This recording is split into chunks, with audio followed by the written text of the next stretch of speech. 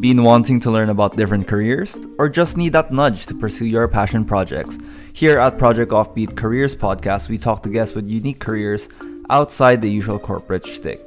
Listen to historians, gamers, teachers, and cosplayers. See how they've succeeded and how you can apply their learnings to your workplace. Catch us on Spotify, Apple Podcasts, and YouTube. And get ready to take the off-beaten path with us.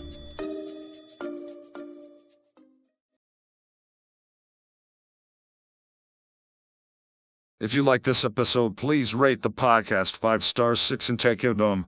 This podcast is a member of Bunk Collective.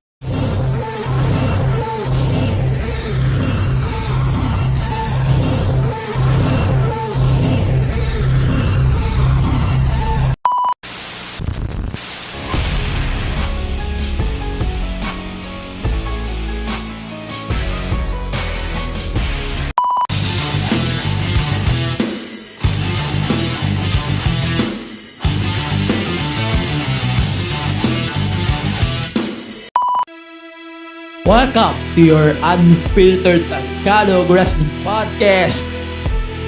And this is the MTV Show Podcast, a wrestling podcast.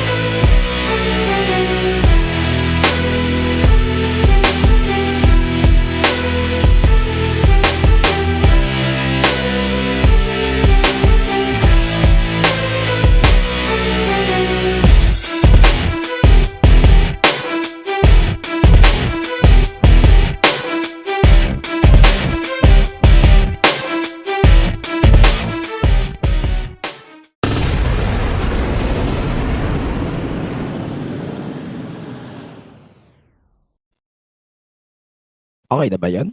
Pukit. Ayun. So, wait. Where's the list? Where's the list? Anyway. All out. Words collide. Okay. Fair enough. Whew. It's Friday. You know what that means. Welcome to your unfiltered Tagalog Wrestling Podcast. This is the MTV Show Podcast, a wrestling podcast. Ayan. So, welcome to the show. So, I'm better now, I guess. I'm not going to say na this my best boys. So, thank you, God, for everything that you gave to me. And I think this is better than the past 2 weeks. And holy shit, 2 weeks pala ako ubo. Putang ina. 2 weeks ubo. Pathetic. Alam mo yun, ang hirap magkaubo. So, seryoso. Mamaya kayo, huwag kayong basta-basta lalabas. Tangin na. Para tayong gago. Ayun. So, welcome to the show. No major talk. Just a return. Very important return. So, most likely 30 minutes na naman to. So, ayun. First thing foremost. So, follow the podcast, of course, on social media at the MPV Show Pod. And don't forget to subscribe on our YouTube channel. May naayos na ako video, actually, for the upcoming episode na I'm going to drop soon. Maybe. Maybe. Let's see. Nilagay ko yung in-emphasize ko yung word na maybe it happened. So, yun. Please subscribe. Of course, mag-subscribe kayo sa YouTube channel ko. Utang na lo, baka putangin na nyo. Then, you can donate and support the podcast on ganknow.com/themtshowpod. As low as $1 a month, you can access to our subscriber only content plus the platform. And you can join our discussions and more to come really soon. By the way, magkakaroon din pala tayo dyan ng mailbag. Mailbag will be accessed doon sa Gank lang muna. So, yung mailbag episode natin will be released in 2 weeks. Kung makakarami tayo. So, we're good if it is. Basta ang importante, gagawa tayo ng mailbag in 2 weeks. So, yun yung ating susunod na special audio. Probably after Extreme Rules. Sige, drop natin yun. Then, ayun. So, let's acknowledge the Bunk Collective. So, Bunk Collective, we're part of the Bunk Collective roster. And if you want to support us on Bunk, of course, you can support us on our platforms at The Bunk PH and on Gank. Gank, may Gank din tayo sa Bunk. So, the Bunk PH. Yun lang. So, first thing foremost, let's talk about WWE. And first thing, what's next for Sami Zayn? So, Sami Zayn got introduced as the honorary Uso officially by Roman Reigns. And medyo ano siya, medyo unexpected swerve. I don't know, parang ang unexpected niya. Kasi hindi magkasundo si Jey Uso tsaka si Sami. Tapos si Solo kasundo na ni Sami Zayn. So medyo may friction na yun eh. Then yung si Roman mismo, parang sobrang kasundo niya na eh. Halos di lang sila nagtatagpo sa backstage kasi Roman has a limited schedule nga. But parang they are teasing two things. Number one, if Sami Zayn will be kicked out of the bloodline, definitely sasali to sa War Games. If sasali sa War Games yung apat. Or maybe it's gonna be a War Games pero wala si Roman. Then Sami Zayn will be on the opposing side of the War Games. Ganon ang posibleng mangyari. Then, the execution of this segment was fun. Yes, kinda unexpected swerve. Sinabi ko unexpected swerve kasi everyone was thinking, this is gonna be the night that Sami Zayn is gonna be kicked out of the bloodline. But no, that was fun. Man, that was fun to watch. And Sami Zayn almost crying as fuck. That was funny as hell. Ayun, so ako lang, ang akin lang, sana i-War Games niya talaga si Sami. Sami Zayn deserves the love na nakukuha niya right now. And he definitely deserves the respect. And of course, kung ano pa yung gusto niyong asahan kay Sami Zayn, we can get that once na sobrang over niya na at this point. And we're gonna get that soon. No? Then ayun, speaking of extreme, let's talk about Liv Morgan now. So Liv Morgan defeated Lacey Evans in a match. Then afterwards, she climbed on the top of the ano ba tawag dito sa steel na to ng WWE. Yung steel post na may LED post, ayan. She climbed on that top. Ba't tama term dito? Ba't term kasi? She climbed on that post and she gave Lacey Evans a senton bomb. Then wow, that was an amazing moment for Liv actually. Sobrang ganda ng execution ng segment. Hindi ito yung storyline na this is your typical babyface that can't go extreme. Alexa Bliss. Bailey. Tangina nyo. Ayun, so tong storyline na to, it's very unusual compared to its predecessors. And I like it. I like na lumihis sila doon sa typical na storyline when it comes to babyfaces, especially babyfaces champions. So, it's good. It's good for me. Awan ko kung sino pang ayaw dito. Liv Morgan is over to the crowd. Liv Morgan is loved by the crowd. Tangina, sino pang magdi-disagree doon, putya? Mag-isip naman kayo kung magdi-disagree kayo. Pero, next week, pag pinag-usapan natin yung predictions, it's gonna be hard for me on this particular match, for sure. Kakalaman tayo. Pero ako kasi so far, naglilin ako kay Liv. Kasi but at the same time, I don't want to see Ronda lose clean on Liv. Pero hindi rin malinaw kung mananalo ba si Liv ng malinis over Ronda ulit. Kasi on her first two, hindi siya malinis. First was a Money in the Bank cash in. Second was a kinda confusing, controversial bullshit. And now we're getting an Extreme Rules match. So, I don't know kung ito ba ay third chance the charm ba for Ronda or just another day of Liv beating Ronda. At least we're gonna get that soon next week. So next week on the podcast, we're going to talk about two events. Number one is the Bound for Glory. Bound for Glory Impact's biggest event of the year. And of course, Extreme Rules Premium Live Event. So, ewan ko kung ano ba magiging plano ko dito. I want to put them together and a review soon. So yeah. Yeah. So let's continue with interesting parts. So we get another banger after banger after banger after banger match between Brawling Brutes versus the Usos for the undisputed tag titles. Man, Sami Zayn is really steering the pot. For me, that was great. That was great to see both of them steering shit out of Sami Zayn. And it's so nice to ano eh. Parang Sami Zayn is the basically icing on the current run of the bloodline. So props to WWE for putting that shit. And it's working. It's working for the people. It's working for the fans. It's working for us. It's working for everyone. It's it's Sami Zayn season. Why not? Sami Zayn from being Brock Lesnar friend, from that Johnny Knoxville shit, from that whatever it is to Bloodline, man. That 2022 Sami Zayn definitely deserves a praise, man. I don't know kung magkasalita ako ng negative about this year Sami Zayn. Actually, in this podcast, hindi ko sinabihan ng masama si Sami Zayn. Kasi Sami Zayn is really acting on this good ways, di ba?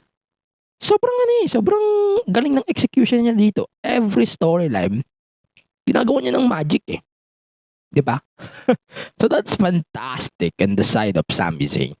Then let's go on to Raw. Man, there's some notable matches that you should watch on this week's Raw. Number one is Bianca Belair versus Io Sky. That was a fantastic match, man. There's a lot actually. So the first, Io Sky versus Bianca Belair. That was a fantastic match. One of the must picks of the week. Then Seth Rollins versus Rey Mysterio. Wow, putang ina, may pa reveal pa.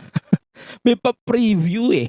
Ewan ko kung ito yung isang option for the War Games. Feeling ko ito yun eh. Judgment Day versus Rey Mysterio versus Edge versus maybe Riddle, maybe wala na akong maisip.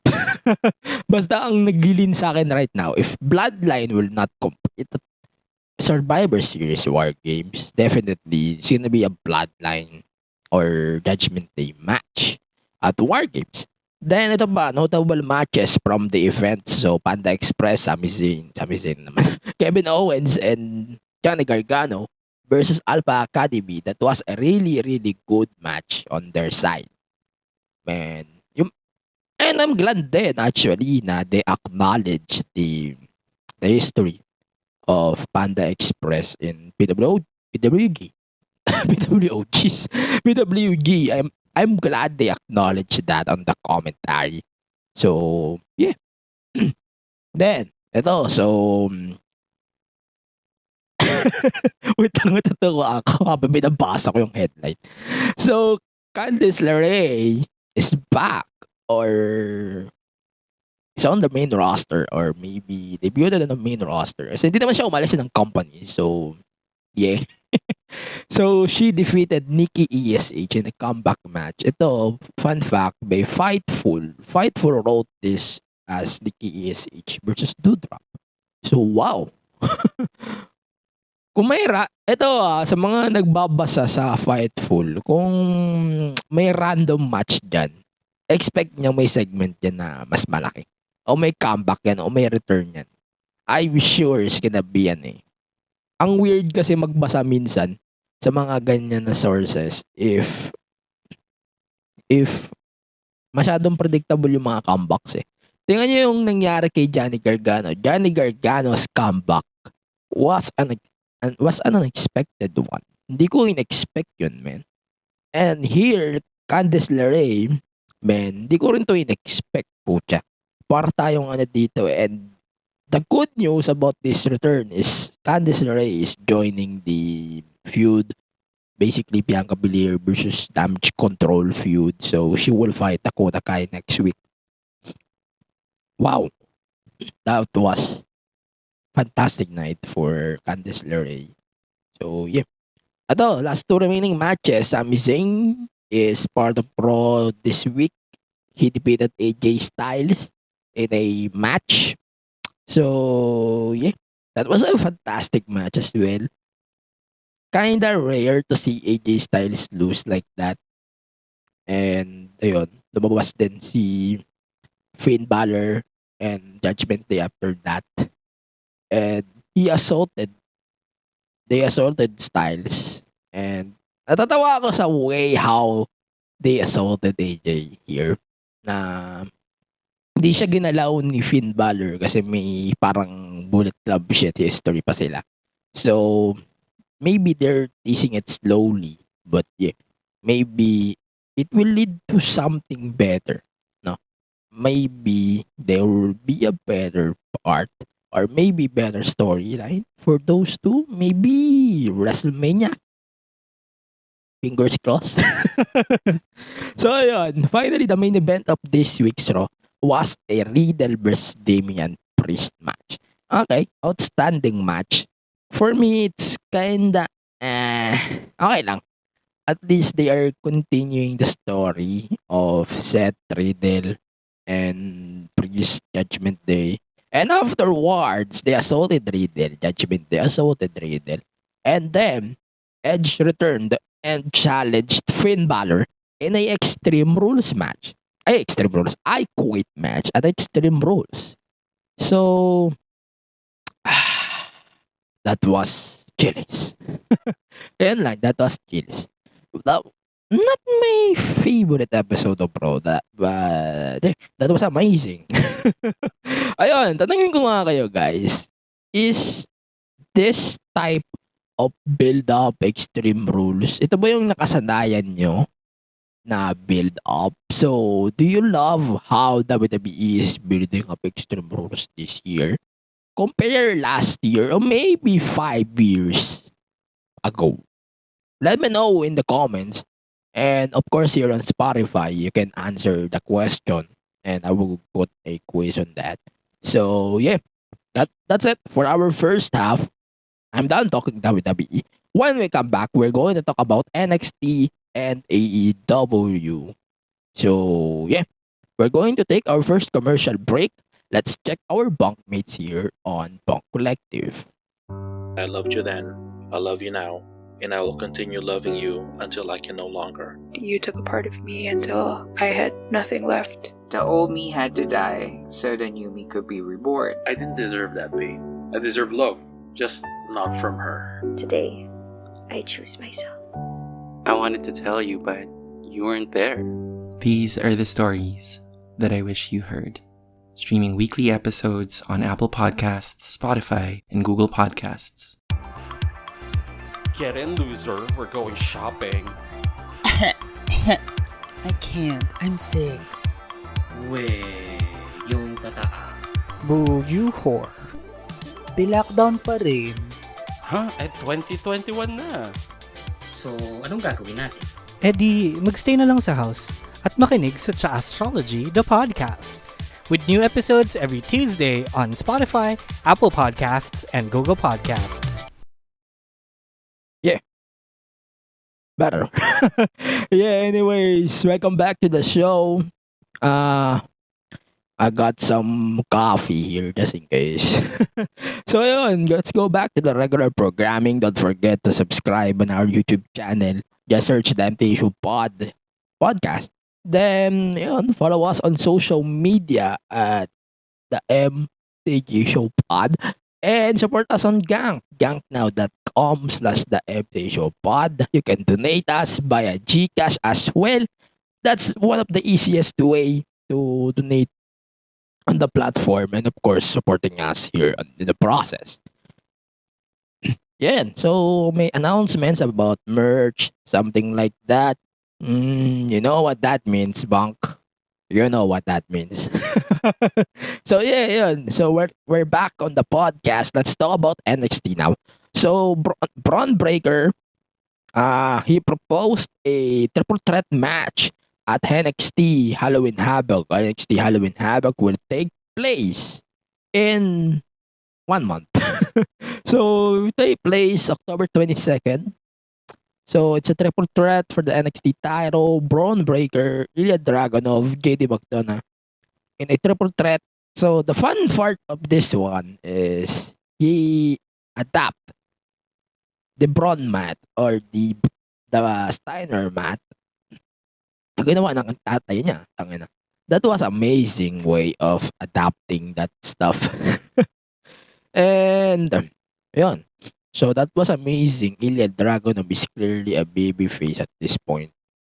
So yeah, that was fine. That was a fine segment to set the main event for Halloween Havoc. Then, so let's continue with ayun. So we have a qualifying match. Tony D got injured. We're not sure if that's a legitimate injured pa. We're confirming it by a Fightful Select. Hindi pa daw ito confirm if that's a injury na kailangan ng surgery. So, if is, update natin kayo sa mga socials natin or probably here on the podcast next week. So, also, si Wesley was qualified for the NXT Halloween Havoc ladder match for the ladder match for the NXT North America Championship on the Halloween Havoc event as well. So, then we got Cameron Grimes versus Joe Gacy on this week's of NXT. So, ewan ko ba, parang this Joe Gacy build-up is turning me off. And when I see this jerk, parang I want to turn off my shit. Kasi as in, it looks stupid. It sounds stupid. And when I see this jerk, parang feeling ko, it's time for me to turn off my shit. And it was irritating, man.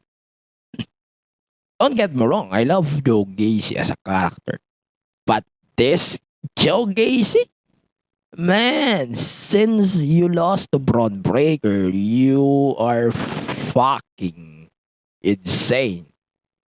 And you're fucking man. I don't know what's wrong with you, dude. And as in, you're just mid as hell. The gimmick is mid. The character is mid. I'm not going to say na your wrestling is mid, of course. Kasi ayos naman ang wrestling niya eh. Don't get me wrong. Joe Gacy as a wrestler is fine. GYV as a characters and tag teams is fine, I guess. And it looks weird when I talk like this to all of you guys. Pero ano eh, ang labo eh. I don't know, parang it's just me looking meh on this character ni Joe Gacy. Or there's something that turns me off when I see this jerk. Parang it's not impressive eh. It's not. You're trying to be the Bray Wyatt or the Dark Cult of NXT. But I can't say it hindi ko siya masabi ng maayos dito. Pero yung pagiging cult niya, parang it goes to the Bray Wyatt sinister shit. But still mid. Yun na talaga gusto ko iparating. Okay, let's go on to the next one. So, Nikita Lyons versus Kaden Carter. It's so weird to see the champions losing. But on the event, parang wala, ewan ko, parang it's a depressing way of how to book your champions, basically. Ayun, then we got Brutus Creed and Diamond Camp for the continuation of the Diamond Mine deconstruction. So, yeah, that was fine. Continuing the story, si Rowdy ay nagsisell pa ng kanyang injuries from that assault earlier that month by Diamond Camp. Yeah, that was amazing. And that was stupid as well. personally, I don't like how the things going on this feud kasi medyo parang pawala-wala yung build up ng feud nila eh. Sana naman next week we're gonna get we're going to get the other Creed competing against Diamond Camp. And let's see what's going to happen next. Yun. Then here's the main event. So Bob Rolls, Briggs and Jensen versus Gallus. The match was amazing. For me, that was okay. I don't hindi ako nag-expect masyado that much. Pero it was a really good match to cap off the final episode of NXT 2.0. Most likely. Kasi they're label it with with ginagamit na nila yung new logo of NXT. And we're still getting that rainbow logo concept. Pero let's see what's going to happen. There's a lot of episodes pa naman for the era of NXT. So yeah. And I forgot Gallows was arrested. Gallows was arrested on the end of NXT. Ayun, before we go to the AEW talk, let's talk about Bray Wyatt a little bit. So, ito, continuation ng Bray Wyatt talk natin last week. So, ako, hindi na ako makikisali sa hulaan. Yo. I'm just going to read some speculations. Kasi medyo, we know what's going to happen. Ayun, so on this week's Raw, we got another QR code na napakita during a segment at our match. Then, obviously, everyone will scan that. And lumabas dito is a private TikTok video where that sinister white rabbit is blaming everyone and parang may paboses pa ng ibang superstars. So, it's basically who ruined the world? It's you. So, yeah. Ayun, that's fine. Mahaba-haba pa ang pagpapatis to. Pero feeling ko darating. Hindi to i-reveal during Extreme Rules. Yan ang sinisiguro ko. Maybe nga, dito nga madaming QRs na lumabas. Buti nga kamo, yung mga tao ngayon is sobrang attentive na when it comes to these QR codes. Nasanay lang talaga kayo kakascan ng mga QRs doon sa mga contact tracing. Asanay lang talaga kayo sa mga QR tracing na yan. Diyos ko. Yan. So yeah, we're going to give you another update maybe on TikTok once a new development will be released on SmackDown. So yeah, continue tayo with AEW talk. So let's talk about Ring of Jericho. So basically, the whole episode of Dynamite was centralized on Jericho. And okay, Jericho. Ring of Jericho. So that promo, they're teasing another juice or another beef between Daniel Garcia and Chris Jericho. Then there's something that's kind of interesting. So is this episode will be the final episode of Garcia being part of the Jericho Appreciation Society? Or it's gonna be a swerve when Daniel Garcia is going to kick Danielson in the fucking head, then he rejoins JS. Everything is possible at this point, man. So, nangyari na to sa AEW na may team na kunyari umalis daw, then suddenly they turned on the opponent, basically, obviously, a babyface mostly. And they're going to continue the feud. So, ayan. Parang lumalabo na siya sa akin. At this point, parang na siya lumalabo. And ang malinaw lang sa akin, Daniel Garcia will turn on Jericho anytime soon. And he will join the Blackpool Combat Club. And if that happens, then yeah, it's gonna be good. So then, let's talk about another AEW thing. John Moxley versus Juice Robinson. Non-title, but it's a, tawag ba dito? Ano tawag nila dito? Yung eliminator bullshit. Na lang. So, yeah, that was a fun match. Props din to the commentary of AEW on acknowledging Juice being a free agent, and kinonfirm din naman yun ni Juice Robinson that he is no longer working for AEW or New Japan. So, yeah, props to them for that. Kinonfirm din naman ni Juice na he is a free agent now. So, yeah, parang it makes sense to him na maging part of the history of that as well. And working on some promotions. Yeah. So, isa pa. Isa pang mid. Isa pang mid. Ewan ko, ito let's talk about Saraya, whatever. Kung ano ba ang tamang pronunciation nun. So, si Saraya, she made a promo. She's saying na we want revolution on AEW's women's division. And she's starting throwing shots on WWE. And especially with her calling the whole women's division. I know it's gonna be a disaster, man. Everybody knows it's gonna be a disaster in the making, and it promised. Totoo. That was a disaster. Well done, AEW. Well done. Well done. So, ito lang.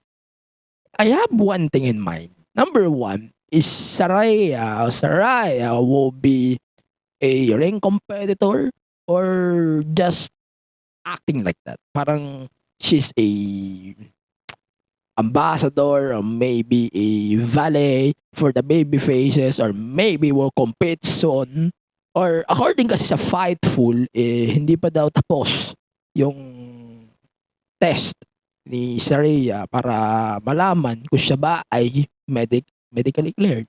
So if she's medically cleared, the first feud that we're going to get on Saraya is definitely versus Britt Baker. Dream match daw yun eh. So yeah, yun, Saraya. That was mid. That was a mid promo. Let's talk about MJF. So konti lang to. So MJF made another promo.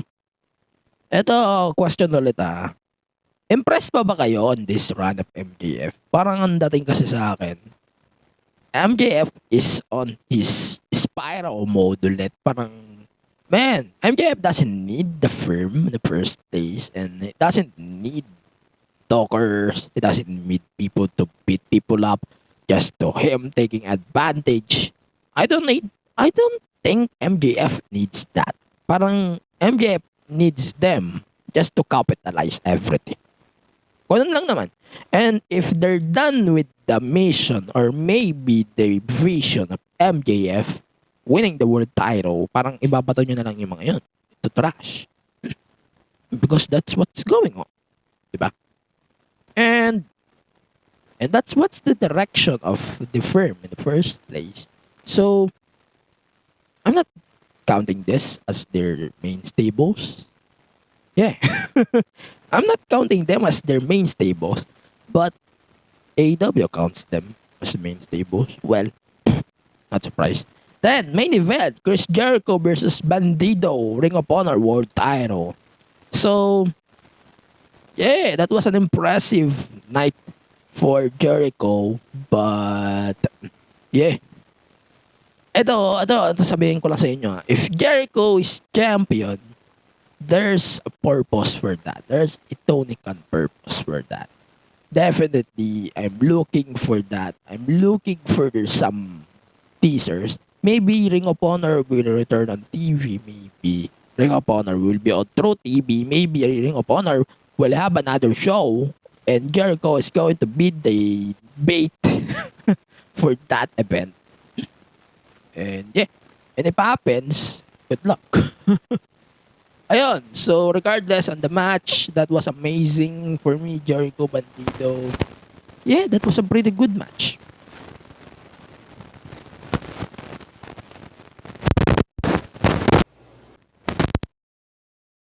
Yeah, ayun. I have to pause for a bit for that. So, ayun. That was amazing for Jericho. And yeah, that was a good night for Jericho Appreciation Society. Let's see what's going to happen next week kasi may match Bryan Danielson, Daniel Garcia versus Sammy Guevara and Jericho. Next week's Dynamite. So Dynamite is Jericho's house now. So yeah, expect more Ring of Honor TV times on the shows starting that episode. Ayun, so sumasablay na yung vision ko. But yeah, that's it for our Ring of Honor talk and AEW talk, NXT talk. Let's talk about Impact, some Impact now before we go to the NXT throwback episode. Konti lang daw kasi mag-farewell tayo on NXT on today's episode. We're going to talk about the 5 most interesting, parang nabitan kasi ako nakaraan. So we're going to talk about the 5 most interesting storylines or feuds na binil nila on NXT 2.0 kasi farewell nga ng NXT. So Impact, we got Victory Road. Nothing special about Victory Road. So we have 2 notes here. Number 1, Bobby Fish made his Impact debut on that Victory Road event. So, he teased na wala na siyang contract sa AEW. So, yeah, yun. And on today's Impact, he said that he will join the Call Your Shot match and who will win the Impact title. And number 2, Steve Macklin won the, yung barbed wire massacre over Sami Callihan and Moose. And that match, by the way, is one of the most unpredictable outcomes in Impact this year. So, yeah, that's great. Ayun, yun lang. So, next week, we're going to do an Bound for Glory predictions episode with the Extreme Rules. So, stay tuned for that. And that's it for our second half. We're going to take another commercial break. And when we come back, we're going to do the NXT 2.0 throwback. Basically, a farewell episode. For now, let's check our bunkmates here on Bunk Collective. Hey everyone, this is Mo Twister, and you're listening to the Kingdom Podcast with the voice DJ Yuki. That was the OG, Mo Twister, promoting this podcast. If you like Korean pop culture, or know someone who does, then get into it, and visit our Facebook, Twitter and Instagram pages at the Kingdom Pod PH. We're proud to tell you that this is one of the premier shows to go to for your weekly dose of K-pop. So drop everything and listen to the Kingdom Podcast. Available in all your podcast streaming platforms. Join us! Picture this. 2 guys talking about true crime, weird mysteries, horror stories. But the conversation is light. Mostly funny. And sometimes naughty. This is Scriptsalog, a Spotify exclusive. I'm Gideon. And I'm Glenn. And we're serving huge portions of horror and true crime twice a week. We'll make sure your cravings are satisfied. And you'll be begging for more. Char. Check us out. This is Scriptsalog, available exclusively on Spotify. Hello, welcome back to the show. Dapat last week din itong portion na to. So, we're going to talk about the 5 most interesting storylines for me na nagawa ng NXT 2.0 on this whole year. So let's start the top 5. So hindi to in order, pero I will let you guys decide kung ano ba yung tamang order nito. Pero para sa akin, ito yung non-particular order on what's interesting here, what's interesting there. So let's start. Number 5 on the list is the Toxic Attraction era. So basically this year in the women's division, this is definitely Toxic Attraction's year. Sobrang aggressive ni Mandy Rose from her main eventing the first I don't forget. From Mandy Rose being at WrestleMania, nadulas pa siya to this one. It's just amazing, man. It's just from Otis to this Revolution. That was amazing improvement or upgrade for Mandy Rose. Returning to NXT is definitely your best decision. And they built her really, really well. And sa dalawa naman, kina JC Jane and sana naman mag-main roster na kayo. NXT no longer needs you, Jones. Ayun, para sa akin lang, basically this whole year of NXT 2.0 is nakasentro sa Toxic Attraction.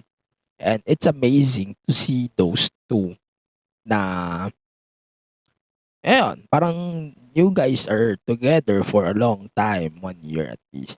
And you're proving na hindi lang ganda yung meron kayo. So, yeah, that's amazing.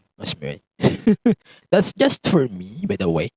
Okay, number 4 on the list, we got the A-Champ run. So, Carmelo Hayes from him beating Saya Swerve Scott in a match. Yun, alam ko ito yung yung cash in ng niya. Oo. Then, he defeated Saya Swerve Scott. And that 1 year run of him being the champ and a champ, that was amazing for me. Yung especially with this run, ito yung para sa akin top tier. Beside kay Braun Breaker and this Toxic Attraction, this A-Champ run's definitely one of the best things in the 2.0 history. If you don't know, if you have doubts about that, you can check it out on their NXT. So, yeah, that's amazing. 3. Wendy Chu.